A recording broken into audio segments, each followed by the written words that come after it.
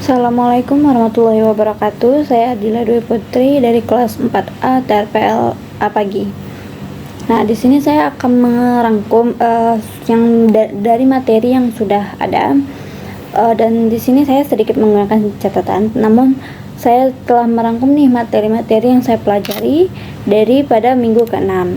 Nah, di sini tuh pada minggu ke-6 itu mengenai security deployment yang bersangkutan dengan vulnerability atau kerentanan.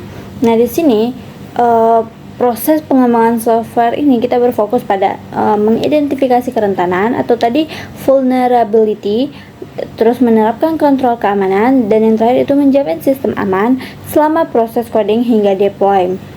Nah, untuk tujuannya itu kenapa ada itu? Itu tuh agar memahami cara menemukan kerentanan, terus merancang proses pengembangan yang secara aman. Lalu selanjutnya itu yang terakhir itu adalah mengamankan lingkungan pada pengembangan. Nah, untuk selanjutnya itu ada vulnerability atau kerentanan tadi. Nah, itu tuh adalah celah keamanan yang bisa dieksploitasi dan menyebabkan kerusakan. Contohnya apa? Itu contohnya ada API tanpa authentication atau device bisa diambil alih. Nah, artinya developer harus mampu mengenali celah sejak awal pada proses pengembangan. Nah, untuk selanjutnya itu ada identifikasi kerentanan. Itu biasanya itu dilakukan saat penulisan kode, fokus pada kesalahan implementasi, bertujuan mencegah bug sebelum sistem itu selesai dirancang. Nah, untuk selanjutnya itu ada secure coding. Nah, itu dimana kita menulis kode yang aman agar tidak menimbulkan celah kerentanan keamanan. Nah, itu contoh masalahnya itu terdapat pada buffer overflow, yaitu terjadi saat data melebihi kapasitas memori. Dampaknya itu kayak program crash, data rusak, eksekusi kodenya berbahaya.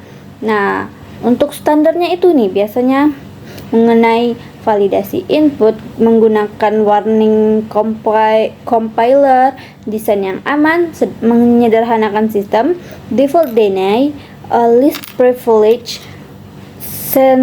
sanitasi data, defense in depth, quality assurance, dan yang terakhir menggunakan standar coding. Nah, di sini terdapat juga OWASP, di mana itu dia berfokus pada input validation, authentication, dan session, lalu access control, enkripsi, logging, database security, dan communication security.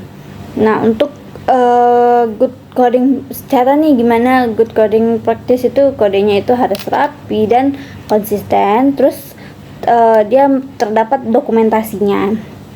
Nah, untuk hal terjadinya kerentanan harus menghindari kode yang terlalu kompleks, tidak mau kita dokumentasi, karena kalau tidak terdokumentasi maka nanti bisa terjadi kode yang tidak konsisten. Nah, dari programmernya sendiri pun memiliki kerentanan mempengaruhi keamanan tadi.